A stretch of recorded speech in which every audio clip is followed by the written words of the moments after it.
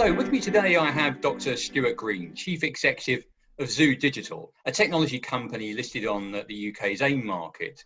Hi, Stuart. Hello, nice to meet you. Now, my introduction doesn't really give much away. I mean, I thought I'd leave it to you to tell us very briefly what Zoo Digital does and how it makes money. Sure. Well, in this age of streaming video, which of course is all the rage, we make life easier for the people who entertain the world.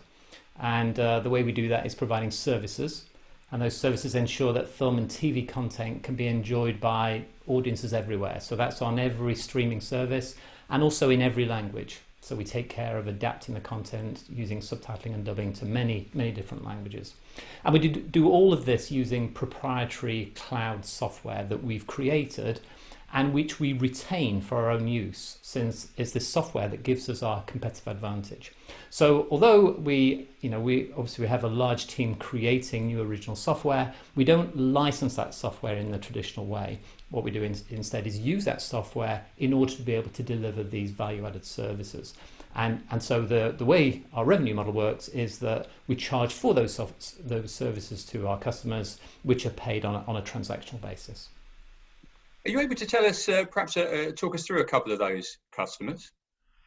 Yeah, we work for the major media companies in the industry, particularly the US ones. So most of our customers are headquartered in the US, and they're the kind of household names of of Hollywood studios, as well as the major streaming platforms that everyone has heard of.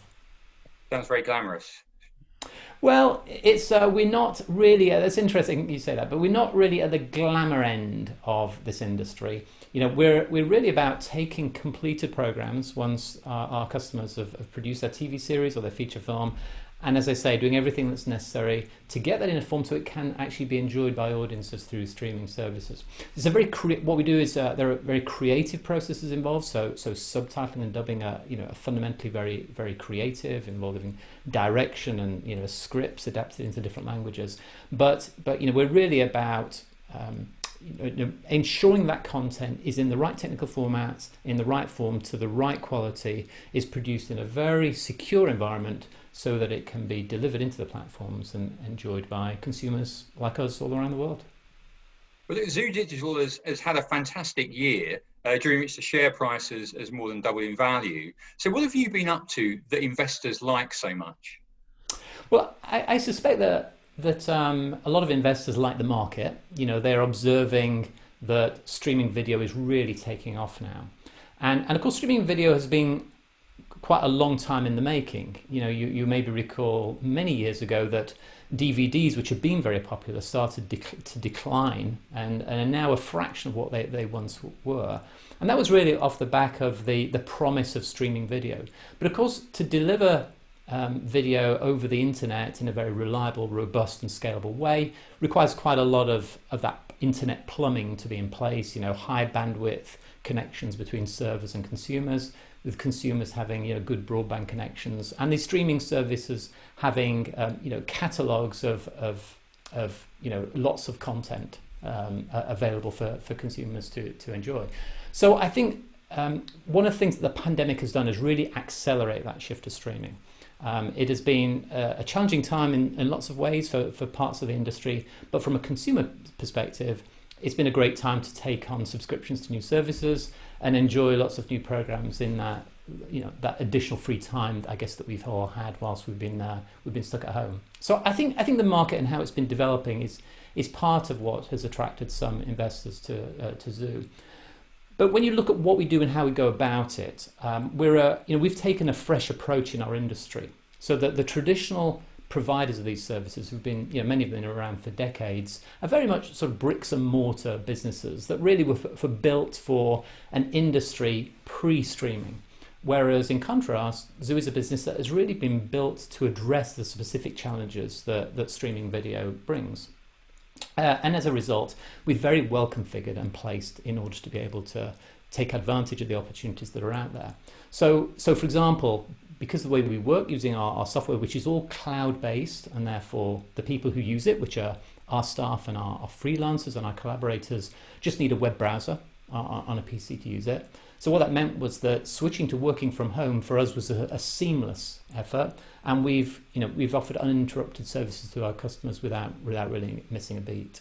So I think what consumers are seeing with us is the fact that there is this big market, that big market is growing, and that Zoo has a strong competitive advantage compared with the traditional providers in the space. You've just published annual results. Could you talk us through the main numbers and perhaps put some meat on the bone? Absolutely. So the results we just reported are for the year to March 21, during which we grew revenues by 33% to just shy of $40 million. And we reported EBITDA, which had more than doubled on the prior year period, to $4.5 million. So obviously, with a backdrop of a challenging environment for almost every business, and that's certainly true of the entertainment sector and our peers within that sector, that's obviously a pretty impressive performance. We also grew our operating profit to $1 million versus a $0.6 million loss in the prior year. I should have mentioned that we report in US dollars because so much of our business actually originates and is paid in that currency. During the period, we also generated cash. And one thing I would mention about the results, and I think this has been, there is a kind of a perception that's not quite right in the market when you look at our profit before tax figure, which looks strange. And the reason it's strange is because we have a convertible loan note, and because that loan note is in the money, it will convert in October of this year at 48 pence. It means that from an accountancy standpoint, it has to be treated as an embedded derivative. And what that means is that share price growth that you referred to a moment ago has meant that the value of that embedded derivative has increased.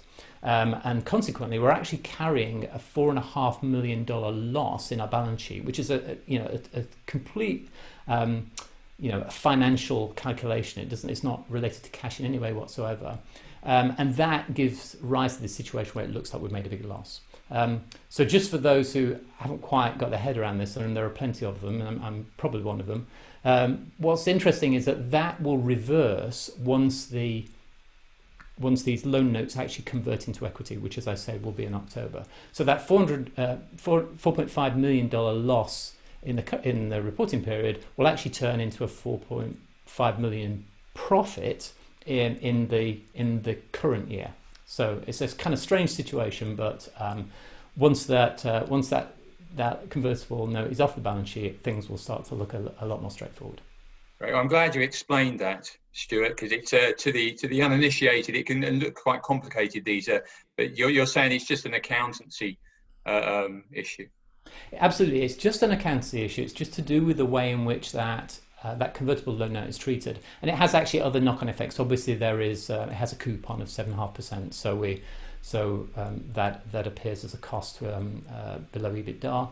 And also, the convertible note is actually denominated in sterling, and because our reporting currency is dollars, we have to also revalue it according to currency rate movement. So there's yet another element of loss that appears in the accounts for the year to March, just because of the way that sterling has moved against the dollar. And again, which is, that will never crystallize as a cash cost to the business.